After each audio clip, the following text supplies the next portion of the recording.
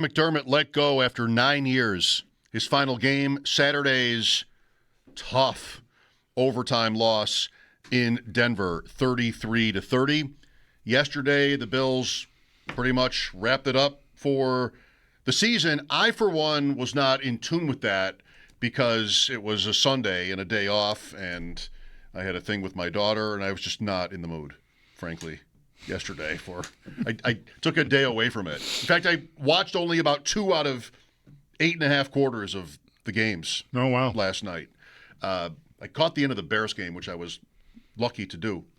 Sal Capaccio with us now here on the West Her Hotline. Well, Sal, today is that day. No time spent on our station speculating about it this time other than what postgame was. It's done. The Bills made the announcement this morning. How surprised were you? Very. Did not see this coming. Anytime I would be asked about this over the last, month, 2 months, year, whatever, going into the season, especially lately, we all go on these national shows in other markets. We are asked this question, if the Bills fall short, how safe is Sean McDermott? And my general response has always been this. Hey, I've been around this long enough. Nothing ever completely surprises me, right? You just have to know that could happen. But at the same time, I never thought Terry Pegula would have an appetite to do this. That's been my general response. He has what most NFL teams covet, which is a GM and a head coach that seem, for the most part, aligned, although I do think that part of this, what happened today, is probably a bit, of a fracture of that in some capacity. But he has that, and they're very successful together. He's also in charge of a hockey team that's had changes, and they can't make the playoffs, and they're trying to do that. He's also got a new stadium opening. I just never thought that we would be here. I'm surprised about it. Yeah, I would make the stadium point, too. It was never my favorite point to make, but I thought it could be a factor. And the fact that, well, I guess, it's possible I was just dead wrong about that all along, or that he felt compelled to get past that because of whatever happened here, whether it is some fracture that's the word you just used, between the GM and the coach.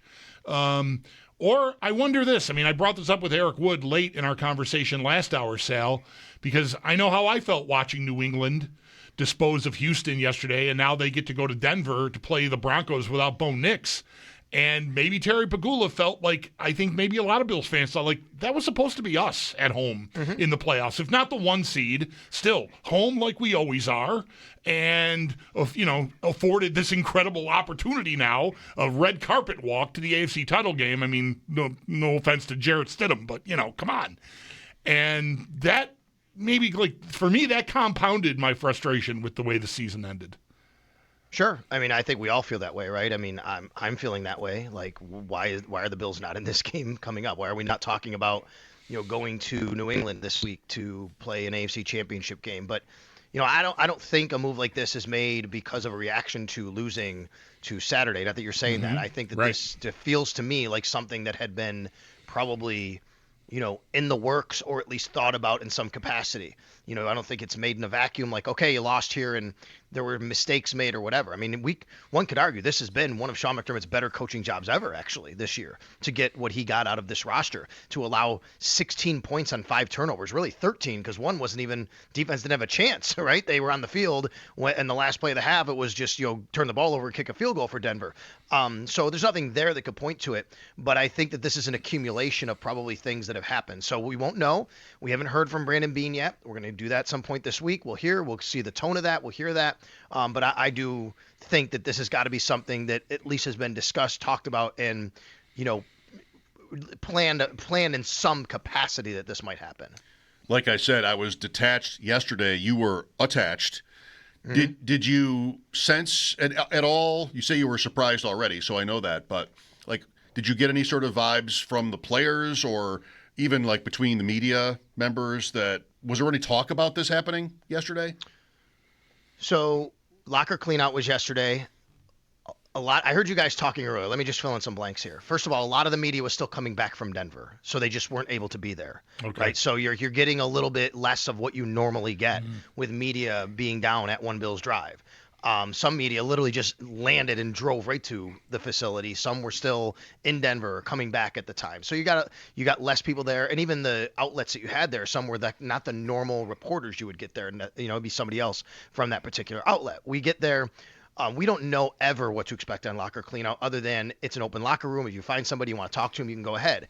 However, every year we do get Josh Allen at the podium, and we were expecting that to happen. Then we were told that wouldn't be happening yesterday. Josh wouldn't be speaking. At that point, I think I would tell you that several of us were wondering, okay, is there something going on behind the scenes? And I don't even know. Like, Josh was having, I'm sure, like all players, they had exit physicals, right? And Josh has been pretty banged up, as we all know. That could have been a part of it. He could be talking with, Sean McDermott or Brandon Beane or somebody in the front office, Terry Pegula, whoever. Maybe this is something that comes up. Maybe has nothing to do with it. He's still processing everything. He was very, very emotional after the game on Saturday. So I don't want to lean all into reading anything into there, but I do think that caused us to start thinking a little bit about it and just to kind of talk about it a little bit. Makes sense. Yeah, the first inkling I had. And look, I didn't act on it. I didn't say anything to even, and I didn't think I ever said anything in my house to my dog. But when I woke up yesterday morning and found, and these don't have to be connected, I'm just telling you what my process was. Saw that McDermott had called the press box back to elaborate on how upset he was after watching the replay of the interception numerous times over. I just thought, boy, that seems odd for him to have done that. Like desperate. Yeah, and I wonder if he's feeling some degree of heat or something. But again, they don't have to be connected, but that's the first time I thought maybe something is going to happen here. And I just sort of put it off to the side, and by the time I went to bed last night, I really wasn't thinking about it. I was still thinking about how to explain interceptions that are interceptions and throw catches that aren't catches and down by contacts and all the other crap that went on, not just in the Bills game, but then the other games yesterday. And then, obviously woke up and saw the news. So, I don't know, blindsided is too strong. I respect that something needs to change at some point, but I just didn't really see this coming. Very unique circumstance, and something that I had never been a part of or know about, that Sean did that. So just so everybody's clear on, how it works, we were in the locker room after the game. We went into the press conference. And by the way, Sean was much, much later than normal coming into his post-game presser. You guys were on the air, right? You were on the air? Mm-hmm. I'm not. So you know that. He was later than normal. And there's been times he's been late. When he got there, he was very passionate. I thought even then, Bulldog, where he stopped after answering a question to say, I'm standing up for Buffalo, that was the first time I thought, is there something more going on here? Is he saying that because he's trying – like I texted a couple people and said, do you think he's saying that because he's trying to show that he's still the right guy to lead this organization and be the face of it? You know what I mean? Mm-hmm. Like, is that part of what he's doing here? And, but beyond that, I'm doing the job and trying to get the quotes and write an article and all that. So that was my first time thinking about that. Then – we get to once I got on the plane itself, that's when I got a message from Jay Skursky. And so everybody understands the operation here. In every single home, in every single market, every single city, there's a designated reporter basically who's in charge of what's called the pool report, which means when there's something that happens that everybody needs to hear about, like the referee, right? When you talk to a referee, one person is to do that, and then they distribute it to the rest of the reporters, the pool of reporters. In this case, McDermott had called Jay, and Jay is the Pro Football Writers Association vice president. Joe Bisceglie is the president here. So it's either one of those two that could, but he called Jay, and Sean can call whoever he wants, but that's who he called. So Jay, because of his position, said, you know what, I'm going to make this available to all of the media members and not just a one-on-one with Sean McDermott that he called me. And, we appreciate Jay doing that, but that's the first time I'd ever been even involved in a situation like that. Well, it all possibly illustrates where his head was and his feelings were after that loss and what degree of finality there was. But more at the root of things, if there is a root, Sal, through the season, there have been times, and usually Bulldog is there to this before I get there, but I've respected this train of thought that at times McDermott has made comments, and you've spoken to this, that might make you wonder if there is a fissure between himself and Beane, like if there's a problem. And that really maybe came to light, especially before the Jacksonville game, when he was talking about Jacoby Myers all the time. Like, all right, well, that or the deadline, different times. I mean, really goes back to the beginning of the season where you could have, painted a picture that they were not simpatico anymore. So I don't know if we're here today speculating about that, and it seems reasonable to do that. Would you say that there was some amount of good reason to be doing that all season? Yeah, I would go back even to the offseason. Different points in time, combine, owners' meetings, times where we've had discussions with McDermott and or Beane, and just kind of clues you pick up on. And I will say there was nothing outward, right? Nothing from anyone that would say, oh, we're not on the same page. But I would compare notes, we would, in the media with my colleagues. And there was a bit of, well before the season started, from a lot of us going, I wonder if they're on the same page on this or that. And just seems like maybe they aren't. And nothing too sinister or anything like that, right? Just more of that stuff that started to creep in a little bit. So I think we were a little bit more on alert for it this year. And then what happened, right? Which is you get to the season, and especially at the trade deadline, and the first big thing that happens to really kind of get you there is Beane doesn't make any moves, and then he's very, very frustrated at the post-trade deadline press conference, and he says, when asked, do you have a championship roster? He says, yes, he believes he has a championship roster. 3-4 days later, the Bills get blown out essentially in Miami. Sean McDermott is asked, hey, Brandon Beane says, you still have a championship roster. Do you agree with that? And his answer is, I love the guys in that room. I mean, that was the first thing that kind of put really it on everybody's radar. And then after that, it's every kind of, time that he would talk about things like the Jags, Jacoby Myers. He even brought up Greg Newsome, being traded there. So yeah, I think at the end of the day, for me, where I fall on this though, guys, is we could talk about alignment and those guys being on the same page for the most part for the last 9 years. Of course, there's going to be times where they're not. Of course.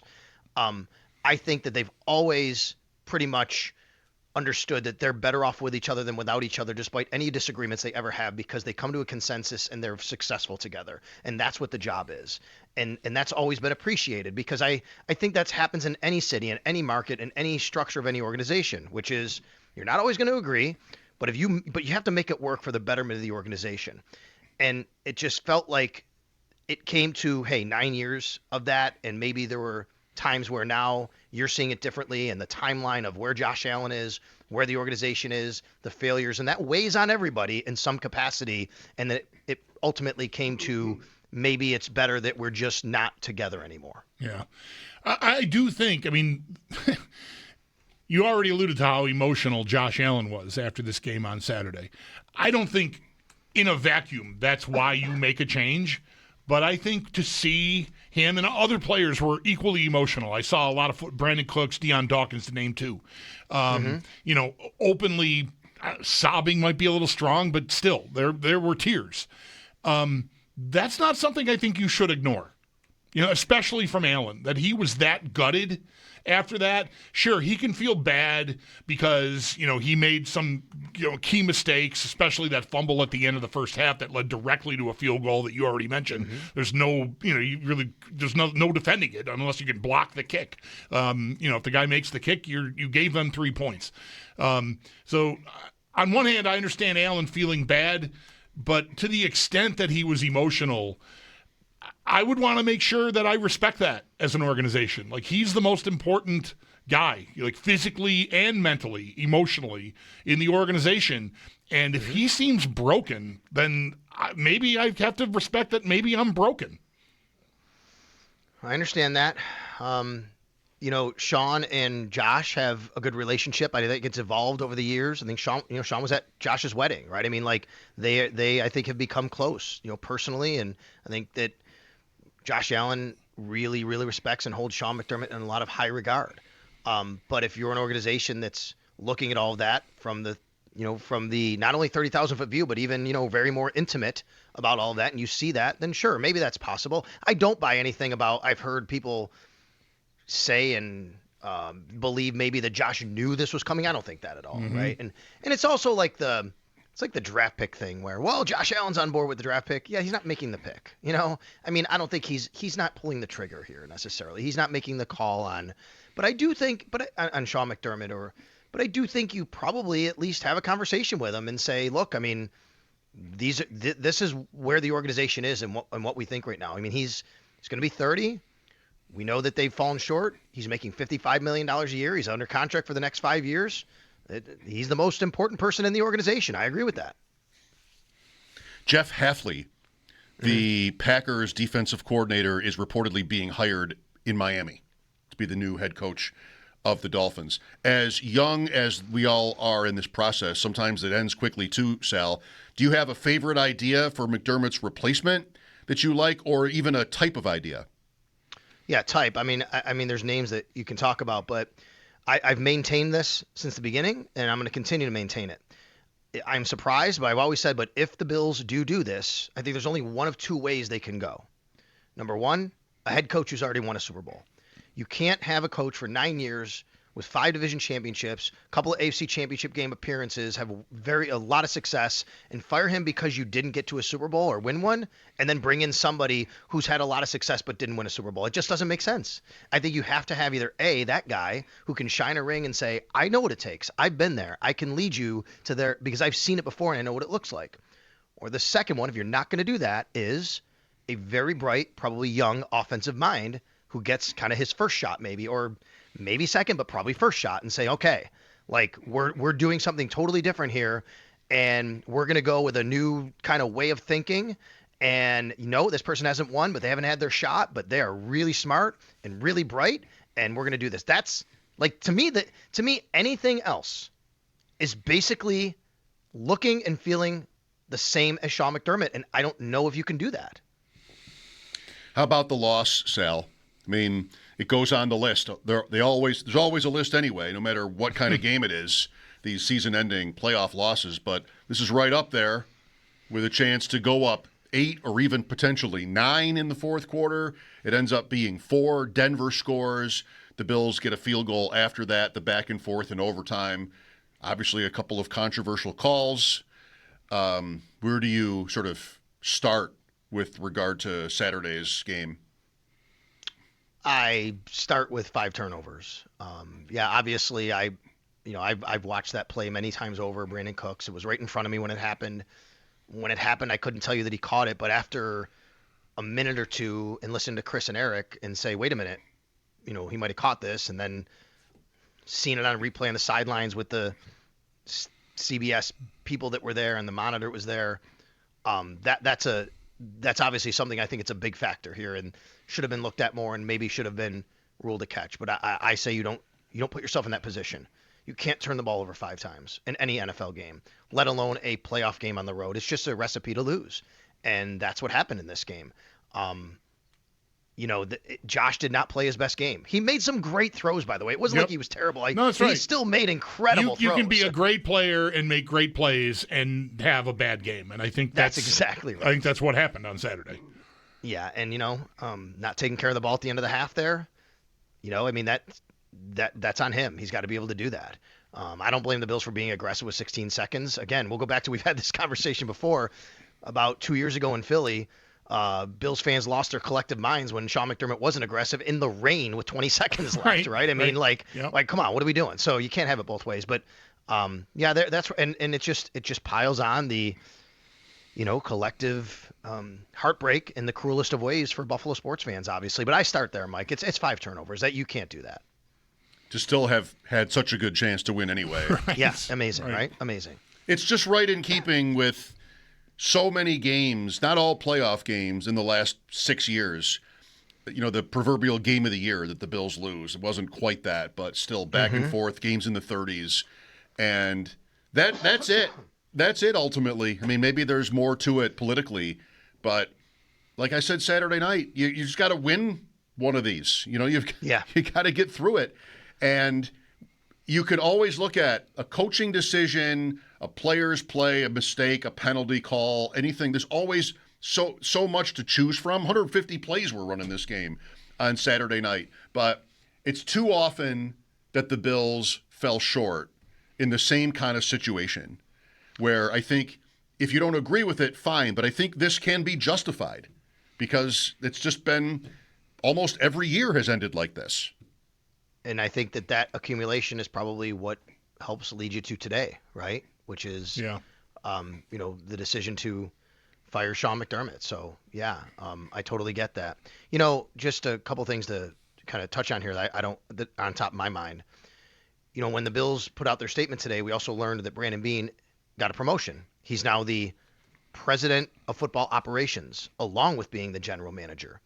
My thought is, so that means two things. Number one, the structure of the organization pretty much changed today, which is normally it was McDermott and Beane reporting separately to Terry Pegula. It feels like now that I think what's going to happen is the new head coach will report to Brandon Beane.